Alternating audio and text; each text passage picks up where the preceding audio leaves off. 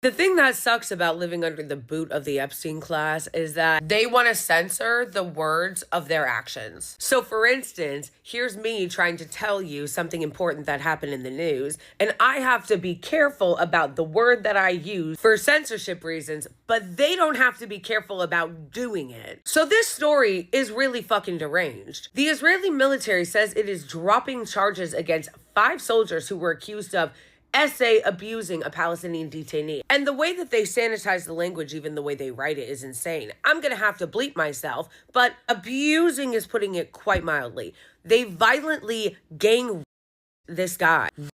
Detainees without charge is common practice. They investigated themselves and found they did nothing wrong. And after the perpetrator was released, they brought him on morning TV to celebrate him. I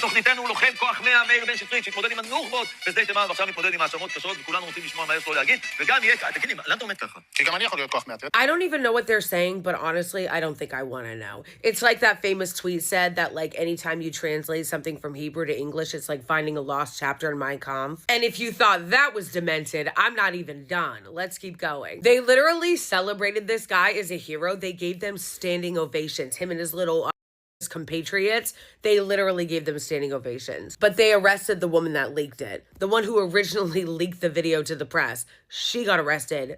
He got celebrated. Then there was the right to protest. No, I'm so serious. After the guys initially got arrested for the gang, there was a massive protest of angry Israelis, not mad that they were gang Palestinians, mad that they got arrested for it. They're banging on the walls, bro. Let the go. Here's elected officials having a debate on the fact that all forms of torture of Palestinians is legitimate, including and them. One of the guys asked during the debate, okay, so is somebody with a stick legitimate? And this guy goes, yes, if he's a Nukba, everything is legitimate. And you can replace that word with if he's Palestinian. That's what they mean.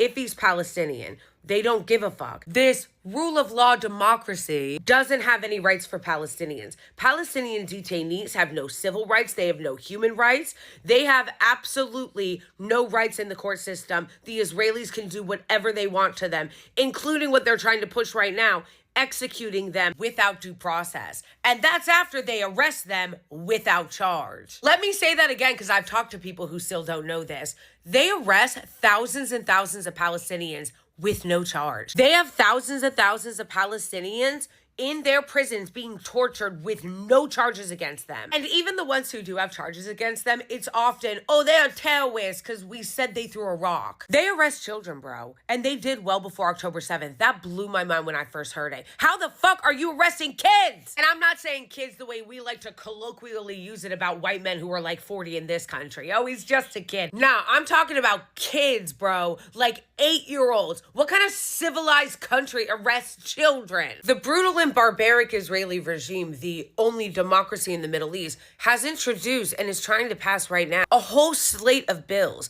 that would take away even the little due process and human rights that Palestinians have, which was already negligent. One of the proposed bills would remove key due process standards when talking about the death penalty, which of course would only target Palestinians because they've carved out religious exemption. A religious exemption that only applies to Jewish people though, no other religion. Which, by the way, it's getting worse and worse every single day. Have you seen some of the videos coming out of the occupied West Bank? It's fucking brutal. They're so hard to watch because I don't know what to do with the rage that I feel when I'm watching them. Because Palestinians have no rights in this apartheid regime, they have no way to defend themselves against the brutal and vicious terrorism. I talked about this about 2 months ago when it happened. It was so traumatizing. They went to a Palestinian farm and they beat their sheep, including the little baby sheep, to death, beating their animals to death, catching their crops and their olive trees on fire, stealing their homes or killing them on their own property and then not getting arrested is the norm there. And then the terrorist Ben Gvir will give them all weapons. The Palestinians aren't allowed to be armed though. That's why you'll only see these terrorist settlers terrorizing helpless civilians who can't fight back, because you wouldn't see them try that shit in Texas. They're quite literally upping the ante on the terrorism every day and none of them get arrested. With these bills, the Israeli government is brazenly granting itself carte blanche to impose death sentences sentences on Palestinians. The proposed amendment to the military laws would grant the military across the occupied West Bank and occupied East Jerusalem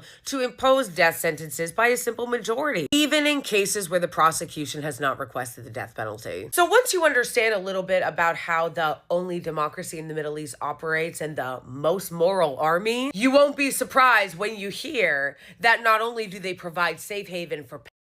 Remember the high-ranking security Israeli official, Tom Alexandrovich, who got caught in an FBI sting operation in Las Vegas trying to assault a 14-year-old girl and fled back to the Israeli regime, and we haven't heard anything since?